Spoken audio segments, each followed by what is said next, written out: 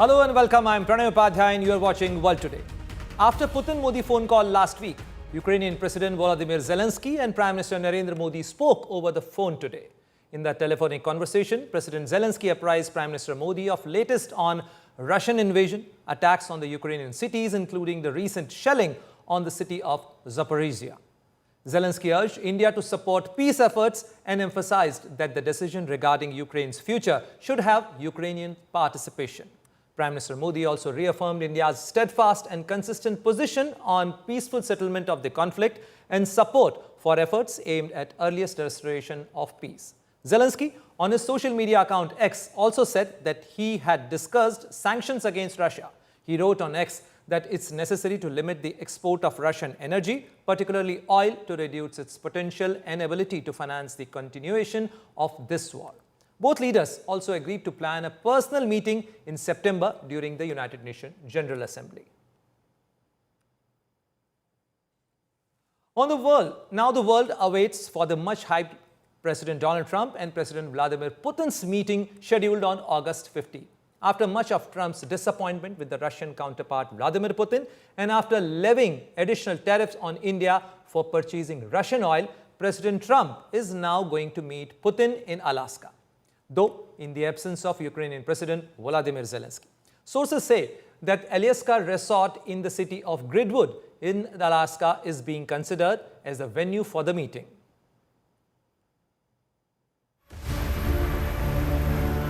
Coming Friday, the much-anticipated meeting between US President Donald Trump and Russian President Vladimir Putin is going to take place in Alaska.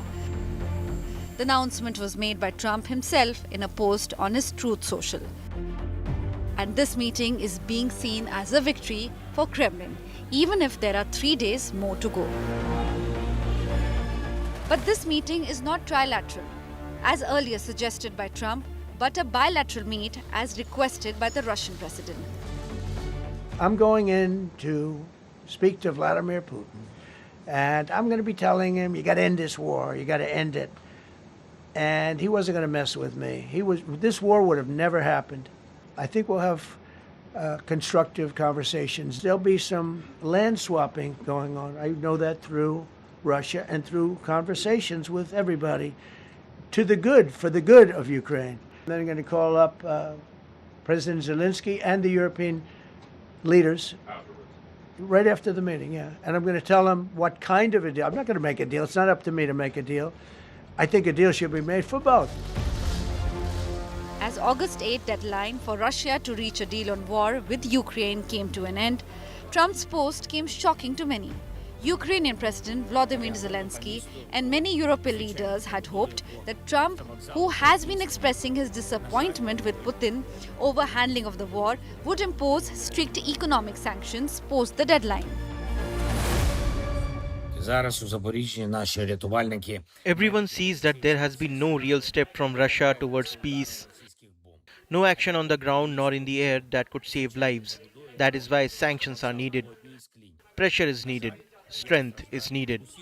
The strength, first and foremost, of the United States. The strength of Europe. The strength of all nations in the world that want peace and stability in international relations. If Russia does not want to stop the war, then its economy must be stopped. The meeting comes after US Special Envoy Steve Witkoff's visit to Moscow last week.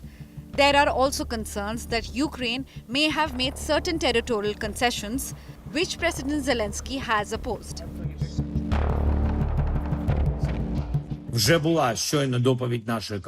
The path to peace for Ukraine must be determined together and only together with Ukraine.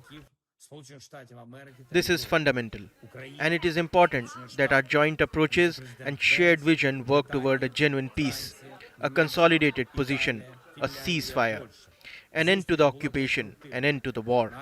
I thank everyone who is with us, who is with Ukraine. Небезпеки враховують. Шлях до миру для України має визначатися разом. From telling Zelensky that he was gambling with World War III during the latter's visit to the Oval Office early this year, to understanding a friend Putin and then being very disappointed, Trump's relation with Putin has seen many phases. You're gambling with the lives of millions of people. On occasions when it just seemed that Trump is going to sanction Russia, Moscow's allies were the worst hit. With the exception of China, India was imposed with an additional tariff of 25% for purchasing Russian oil. The Trump administration went to the extent of calling this additional charge from India as a national security issue. But India is hopeful of a positive outcome from this meeting and reiterates Prime Minister Narendra Modi's stand that this is not an era of war. A joint statement by leaders of Europe have also hailed Trump's efforts to bring an end to the war and ensuring peace in the region. But they are against any territorial changes and said peace in Ukraine can return only when Ukraine is included in the talks. Darüber hat es in den letzten Tagen We are preparing intensively for this meeting at the European level together with the American government. And we hope and assume that the government of Ukraine and the President Zelensky will participate in this meeting. We hope that there will be a breakthrough on Friday. Above all that, there will finally be ceasefire and that peace negotiations can take place in Ukraine. die Regierung der Ukraine, dass Präsident Zelensky an diesem Treffen beteiligt wird. The meeting location is significant as US purchased Alaska from Russia in 1867. The last time Alaska took center stage in an American diplomatic event was in March 2021, when Joe Biden's newly minted diplomatic and national security team met their Chinese counterparts in Anchorage. With Mahashweta Lala, Bureau Report, India Today.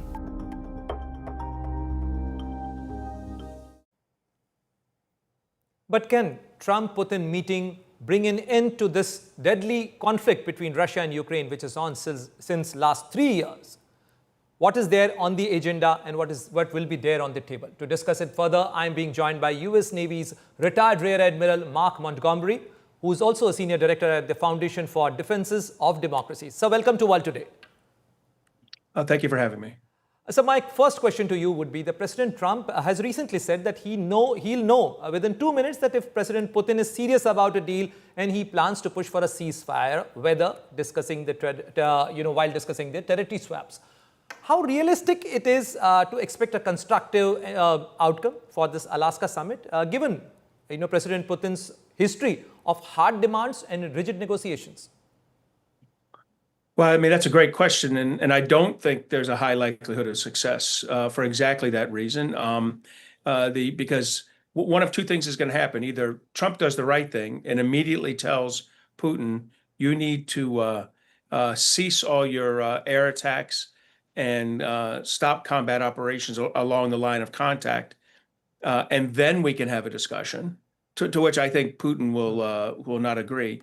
Or Trump does the wrong thing and continues to side with Putin in his request for a recognition of the 20% of Ukrainian territory he's held as his sovereign territory, which Europe and Ukraine will not support. So to me, there's a correct solution out of this. It's to put Putin to the same maximum pressure campaign that he put Zelensky in February, as your coverage showed. But Admiral, if you have heard President Trump just a while ago, he said that he is going to tell President Putin that he has to give some territory back to Ukraine. With Zelensky not attending, how might this affect the negotiations, and do you see a risk of Ukraine being sidelined in these talks? Yeah, this is a great question. First of all, there's no indication of what territory we're talking about. Putin has never agreed to pass back territory. I think Trump's emissary, Steve Witkoff, misunderstood Putin a week ago, and then that's created a significant challenge here. And without Zelensky present, you can't agree to the future borders of Ukraine. Ukraine's fought harder than the United States, harder than Europe, harder than anyone, to prevent Russia from grabbing this territory. They're not about to give it away at a negotiation they're not present at. It's not realistic. Admiral, President Donald Trump is open to having another meeting with President Zelensky as well, because he said that, next meeting would be with President Zelensky, and he's going to give a call to President Zelensky, or maybe both leaders together. How could a ceasefire deal or lack thereof shape US foreign policy, particularly on the economic pressure like the India tariffs, and what are the strategic risks should we be watching out for? So I'll answer that in two ways. The first is about the participation of Zelensky. That's why this first conversation should be a very direct one.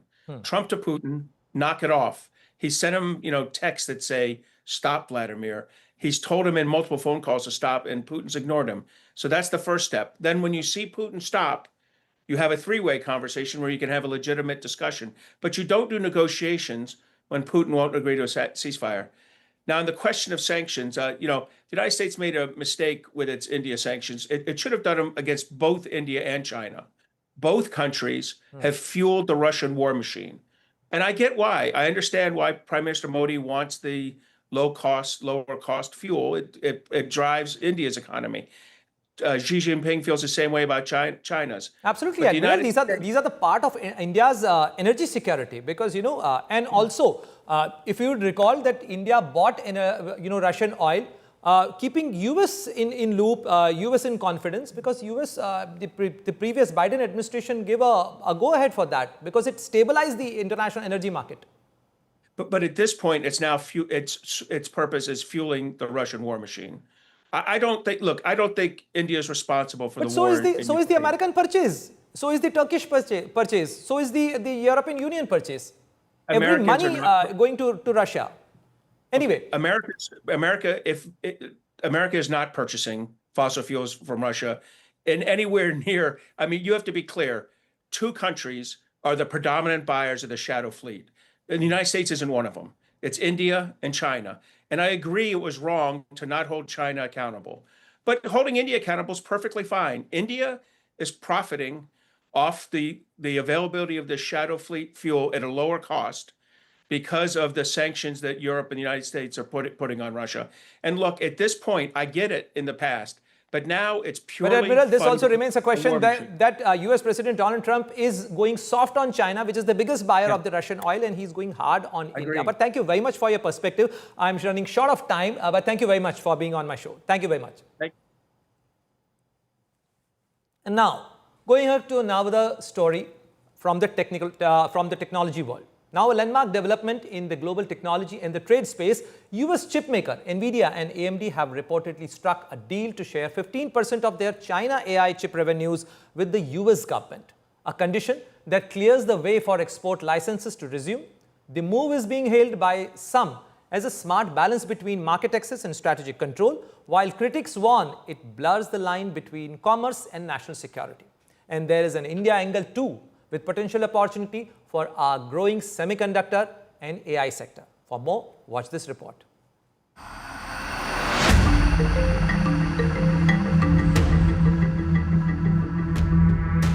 It's nothing less than a groundbreaking development in global tech trade. US chip makers Nvidia and AMD have reportedly agreed to hand over 15% of their revenue from advanced AI chip sales in China to the US government. This unprecedented arrangement clears the way for export licenses to resume following earlier restrictions. While there is no official confirmation yet, as per reports, Nvidia will pay 15% of revenue from its H20 AI accelerator sold in China. AMD will do the same for its MI308 model. These payments are not taxes, but negotiated conditions to obtain the necessary export clearances. The revenue-sharing deal will give China access to the latest GPUs needed to power artificial intelligence data centers. The Trump administration earlier this year banned Nvidia's top-of-the-line H20 chip sales to China over national security concerns. After sustained lobbying, including a White House meeting by Nvidia's CEO, the restrictions have seemingly been eased. Analysts estimate that Nvidia could bring in around $23 billion in China sales of H20 chips in 2025, so a 15% share yields a substantial sum for US coffers. Critics argue the deal blurs the line between national security and revenue generation. Some experts warn it may even violate the US Constitution's prohibition on export taxes. Meanwhile, supporters say it gives US firms market access while reinforcing control over strategic technologies. From Washington's perspective, this model of conditional access could become a template for sensitive technology exports even beyond semiconductors. It represents a novel tool in balancing economic interests with geopolitical priorities, and could even lead to China buying more US soybeans, something Donald Trump has hinted at. Meanwhile, India's semiconductor ambitions, boosted by government incentives, rising AI investments, and Make in India initiatives, could also benefit from technology access, partnerships, or licensing models shaped by the US-China precedent. As US firms recalibrate strategies under geopolitical trade pressures, India could emerge as a more attractive alternative or collaborator in Asia's fast-growing tech ecosystem. Bureau Report, Business Today TV.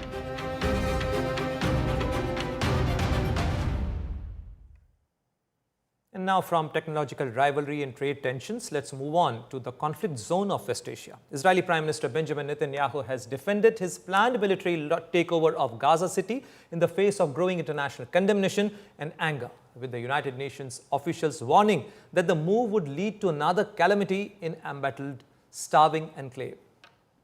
The Security Cabinet instructed the IDF to dismantle the 2 remaining Hamas strongholds in Gaza City and the central camps.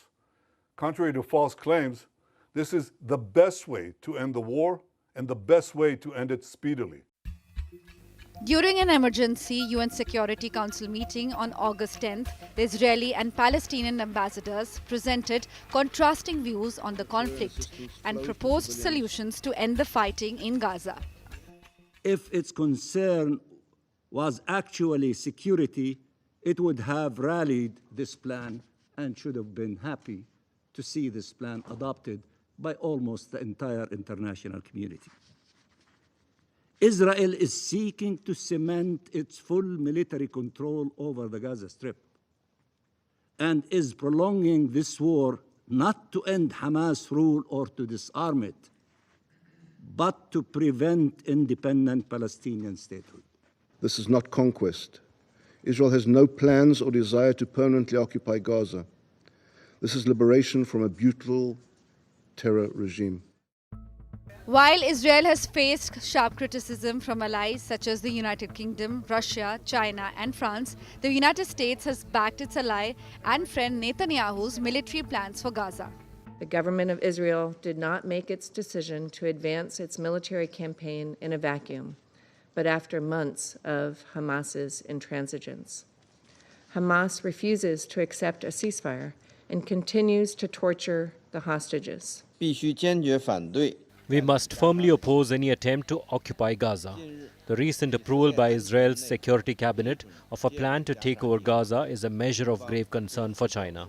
We urge Israel to stop this dangerous move at once. Meanwhile, Australian Prime Minister Anthony Albanese announced that Australia will recognize Palestine as a state in September. Today I can confirm that at the 80th session of the United Nations General Assembly in September, Australia will recognise the state of Palestine.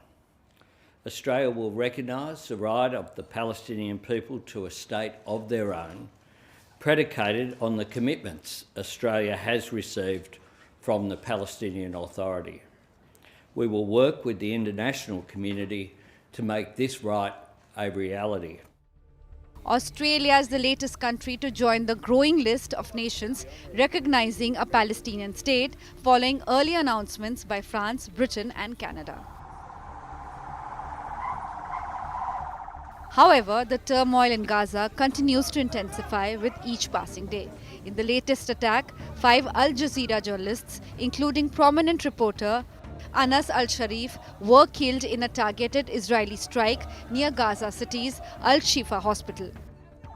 Al Jazeera journalists have been murdered in a targeted Israeli strike.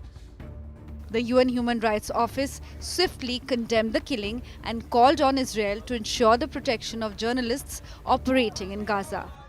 With Neha Kumari, Bureau Report, India Today. Since Israel launched its first military strikes on Iran's nuclear sites during a 12-day war in June, inspectors from the International Atomic Energy Agency, or IAEA, have been unable to access Iran's facilities, despite IAEA Chief Rafael Grossi stating that the inspection remains his top priority. Iran's Foreign Minister Abbas Araghchi confirmed that a senior official from the United Nations nuclear watchdog will fly to Iran for talks, but no visit to nuclear site is planned. Iran has accused the agency of effectively paving the way for the bombings by issuing a damning report on May 31st, which led the IAEA's 35-nation Board of Governors to declare that Iran is in breach of its non-proliferation obligations. Iran, which denies seeking nuclear weapon, said it remained committed to the Nuclear Non-Proliferation Treaty. Last month, Iran enacted a law passed by the parliament suspending the cooperation with IAEA. And moving on, now let's have a look on some other headlines which are dominating the global news wheel.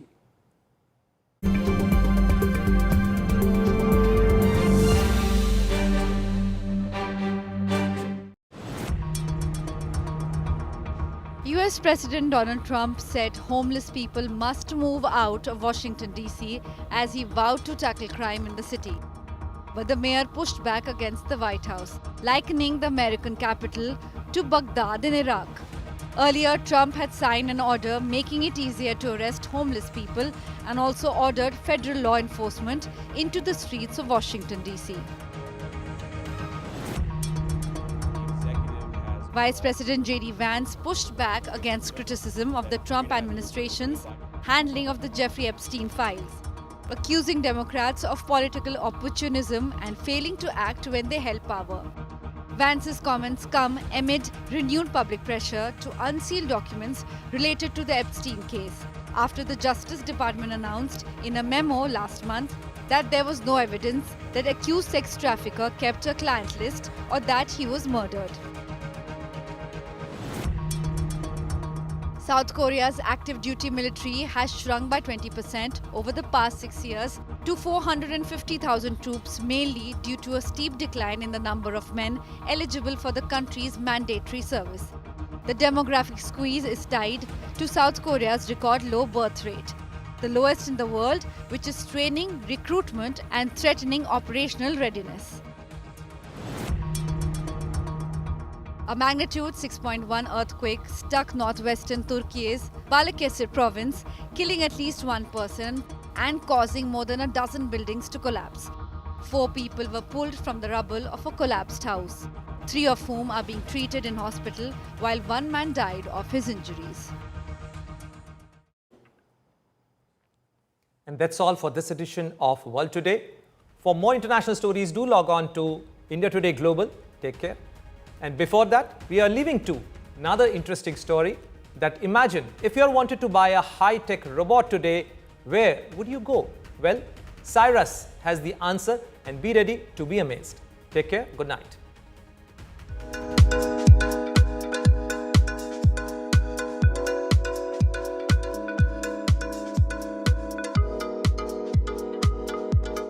In 2025, if you thought that a shopping mall is only good enough to buy groceries, maybe some fashion items, you are so wrong, because this is a reality right now.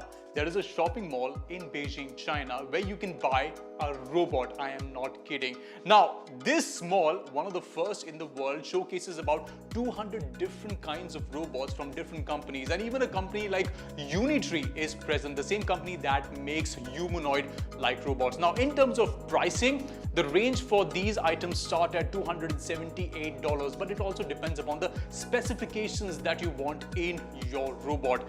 But the best part is you can just walk into this mall, choose your particular robot or item that you want to buy and just walk out. It is that simple. Now, this is how we will be shopping for robots in the future. Now, this one has opened in China, but you can bet that these kind of malls will open in different parts of the world where people can experience them physically and then make their final buying decision. Another important detail about this location is that it is like a holistic experience center. Just like a car showroom, a person would have to go to this place and they would be able to not only just buy the robot, they will be able to service it, get there frequently, any questions that they have about the product answered, and it's like a holistic experience center. And that's the best part, because I don't think there will be other places that will be able to service robots. So all of your queries and troubleshooting can happen in one place. But what do you think about this whole future of robotics and shopping, going there and buying the robot yourself? Have we entered the future already? And would you buy a robot from a mall?